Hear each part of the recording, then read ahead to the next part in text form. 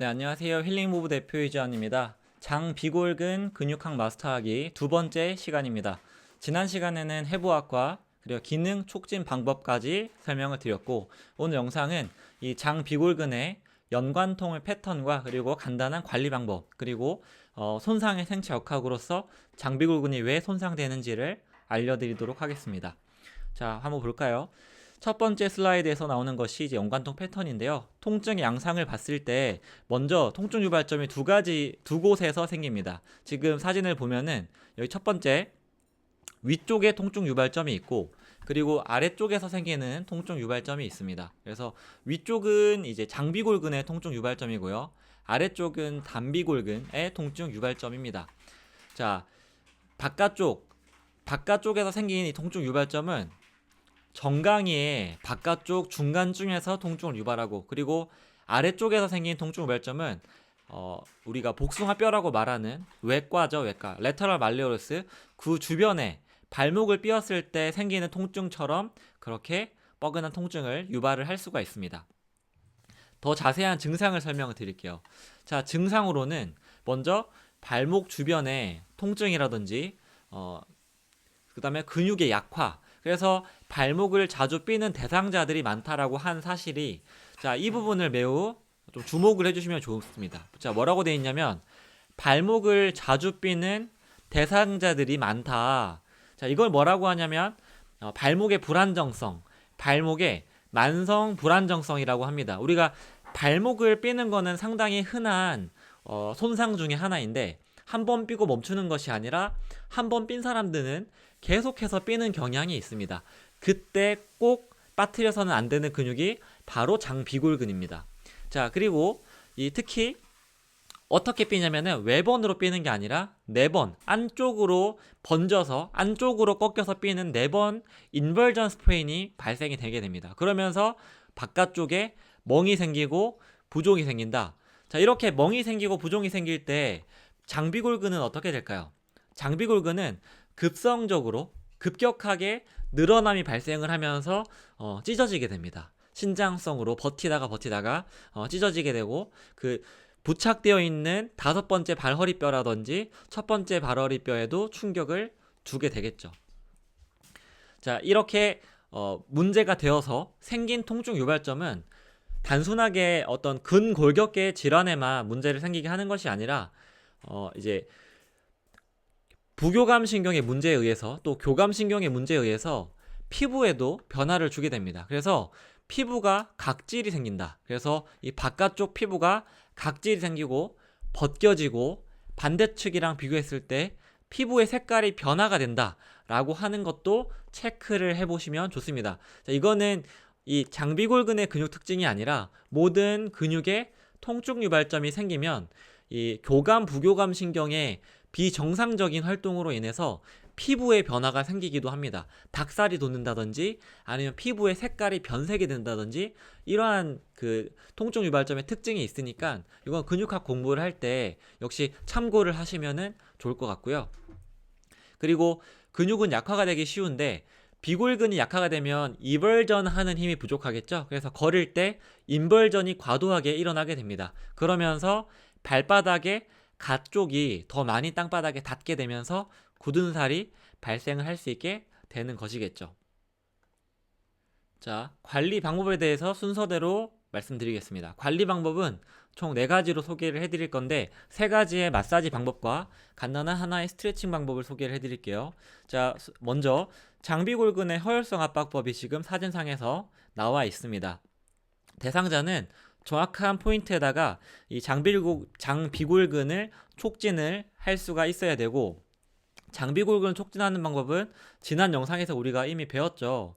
기능이 이벌전과 플란타 플렉션이기 때문에 발목을 플란타 플렉션을 시키게 되면 장비골근의 수축을 느낄 수가 있고, 찾았다면은 이 발을 밑에, 지금은 폼롤러를 사용했는데 폼롤러나 아니면 베개를 통해서 하체를 안정화 시켜주는 게 중요합니다. 그런 상태에서 손가락으로, 제가 지금 보여드린 것은 엄지손가락으로 이 트리거 포인트를 눌렀고 그 위에 손으로 도와줘서 압력을 증가시켜주는 방법을 썼습니다. 그래서 이것을 근육학에서는 압박법 또는 허혈성 압박법이라고 말을 합니다. 그래서 이 허혈성 압박법을 통해서 통증 유발점을 지속적으로 눌러줘야 되는데 30초에서 90초 정도 눌러줘야 된다는 의견도 있고, 또는 5초씩 눌렀다가 뗐다가 5초를 눌렀다가 2, 3초 뗐다가 그거를 뭐 10번 정도 반복하는 그러한 방법들도 있습니다. 자, 다시 정리하자면 이 압박법의 방법이 두 가지가 있는데 30초를 꾹 눌러주자는 그러한 것을 주장하는 사람들도 있고, 아니면 5초를 눌렀다가 2, 3초를 뗐다가 이러한 방법을 반복하자고 주장하는 사람들도 있습니다. 어떤 방식이든 대상자가 편하면 좋고 시술자가 했을 때 효과가 좋은 쪽으로 시행을 하시면 되겠습니다. 자, 이 부분은 이 압박법이라든지 마사지 방법, 스트레칭 방법은 제가 추후에 꼭 영상을 제작을 하고 또 강의를 만들 생각인데요.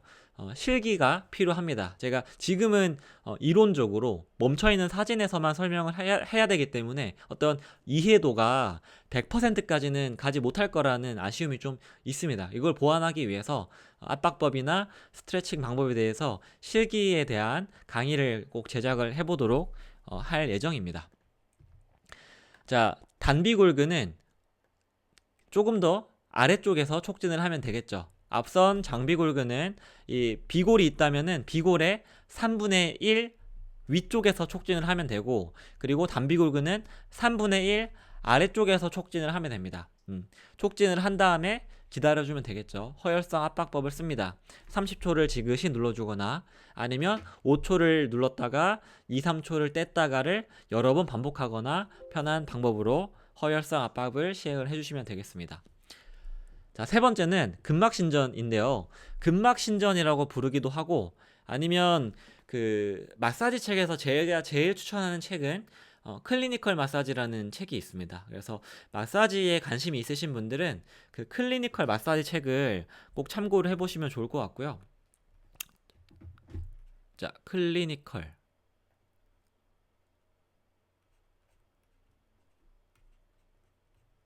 네, 클리니컬이라고 하는 것이 임상이라는 뜻입니다. 임상.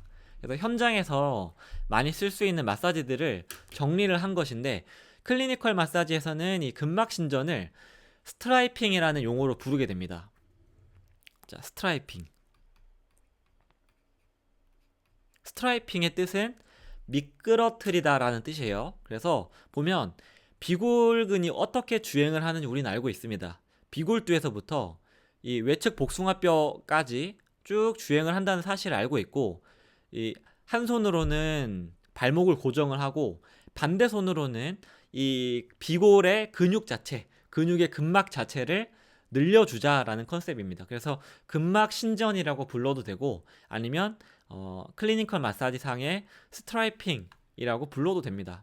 근육의 결방향대로 쭉 미끄러뜨리는 그러한 신전 방법을 쓰게 됩니다. 이거를 할 때 가장 중요한 거는, 이거는 이 시술자, 이 신전을 쓰는 사람의 테크닉이 제일 중요한데 어느 정도의 강도로 누를 것이냐는 것입니다. 이거는 대상자마다 다 다릅니다. 그 사람이 느끼기에 가장 최적의 늘어남을 느끼면서도 불편한 통증을 느끼지 않는 선에서 해야 되는데, 그거는 경험에서만 나오기 때문에 많이 해보셔야 돼요. 많이 해보는 수밖에 없다라고 말씀드립니다. 자, 그리고 네 번째가 간단한 스트레칭 방법입니다. 앉아서 충분히 시행을 하실 수가 있고요. 여러분들이 지금 한번 하시면 될 건데, 앉은 상태에서 한 손은 본인의 무릎을 지지를 해주시고 반대 손으로는 발등을 잡습니다. 발등을 잡고 플란타 플렉션 및 인벌전을 시키게 되면 바깥쪽에 있는 비골근은 최대한 늘어나게 됩니다.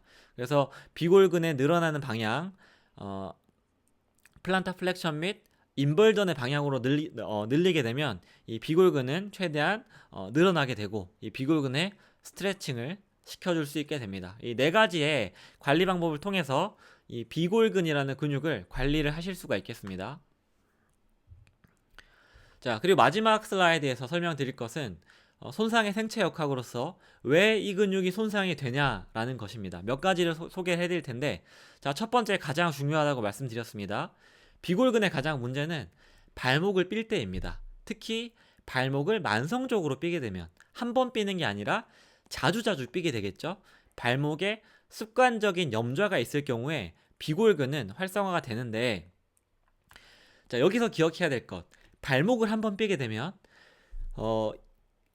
발목 안에는 고유 수용기가 상당히 많이 밀집이 되어 있습니다. 특별히 그 서브탈라 조인트라고 하는 거골하 관절에는 발목의 균형을 잡게 하는 고유 수용성 감각이 상당히 밀집하고 있는데, 발목을 한번 삐게 되면 내측과 외측의 이 지지대들이 불안정성이 초래가 되면서 이 고유 수용성 감각의 기능이 떨어지게 됩니다. 이 떨어진 감각을 주변에 있는 연부 조직이 정상화되지 않으면 이 감각도 올라오지가 않아요. 자, 그 말은 뭐냐면 지금 손상이 된 이 비골근을 통증 유발점을 제거를 하는 방금 배웠던 마사지 방법을 적용을 하고 그 스트레칭도 적용을 합니다. 그리고 이 비골근에 기랑근이 되는 다른 근육들, 전경골근 배웠던 거라든지 우리가 앞서 이제 배워야 될 후경골근과 같은 근육들의 밸런스를 맞춰 줘야지만 발목의 기능이 회복이 되고 고유수용성 감각도 회복이 된다는 사실을 이 첫 번째 문장에서 한번 짚고 넘어가시면 좋을 것 같고요. 자, 두 번째로는 깁스를 오랫동안 하게 되면 당연히 근육에는 약화가 오게 되겠죠. 3번에 적혀있는 내용들은 대부분의 하체에 있는 근육의 활성화 요인이 될 것 같습니다. 다리 길이가 짝짝이라든지 골반이 틀어져 있다, 또는 하이를 신는다라든지 아니면 평발이다, 이러한 하체의 문제는 하체에 형성하는 어떠한 연보 조직이든지 간에 영향을 줄 수밖에 없겠죠. 그리고 몰턴 풋이라고 하는 것은 이 첫 번째 발가락보다 두 번째 발가락이 현저하게 긴 발을 몰턴 풋이라고 하는데, 이 몰턴 풋을 가지고 있는 사람들은 발이 정상적인 보행이 되지가 않고 프로네이션 풋이 상당히 되는 경향이 큽니다. 그러면서 더 이 장비골근은 과하게 사용을 하고 그래서 손상이 되는 경우가 생길 수도 있습니다. 자, 마지막 다섯 번째로 족저굴곡을 한 상태로 자는 것인데, 만약에 자, 상상을 해보세요. 우리가 편하게 누워 있는데 무거운 이불을 덮게 되면 발목이 밑으로 꺾이게 됩니다. 발목이 밑으로 꺾이면서 저굴곡이 되어 있게 되고, 그러면 지속적으로 이 비골근이 늘어나게 되는 것입니다. 네, 그러면 장비골근이 활성화가 되는 이유가 된다라고 하는 거, 1번부터 5번까지 정도로 이 장비골근의 활성화 요인을 우리가 배워봤습니다. 네, 오늘 영상에서는요, 이 장비골근의 이제 통증 유발점과 그리고 관리 방법까지 설명을 드렸습니다. 자, 오늘 영상도 도움이 되셨다면은 구독과 좋아요 부탁드리고 저는 또 다음 영상에서 인사드리도록 하겠습니다. 감사합니다.